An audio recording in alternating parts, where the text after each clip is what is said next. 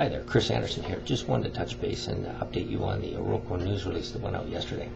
It was a reinstatement of a 43-101 resource calculation that was issued earlier this year. Earlier this year they used a gold equivalent, and what was put out yesterday was actually using a gold cutoff of 1.25 grams. And a couple of key points here is that besides having 300,000 ounces of gold, 3 million ounces of silver, and 170 million pounds of zinc in the indicated status, it shows that there's great opportunity for this to be an open pitable scenario, and that of the 170 million pounds of zinc in the early metallurgical testing, it shows that that is 85% recoverable.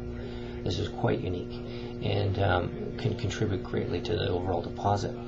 Now, the other aspect to this is that it is a big structure and they hold a lot of ground in this area.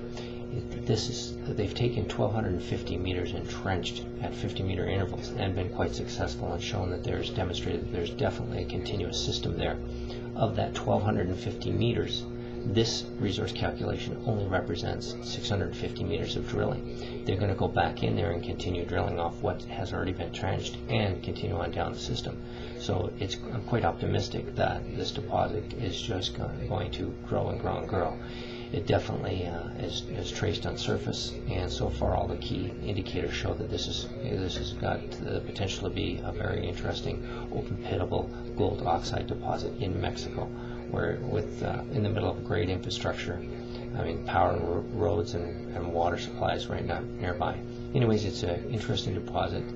It's an interesting release, and if you have any technical questions, please feel free to call Ken Thorson at the office.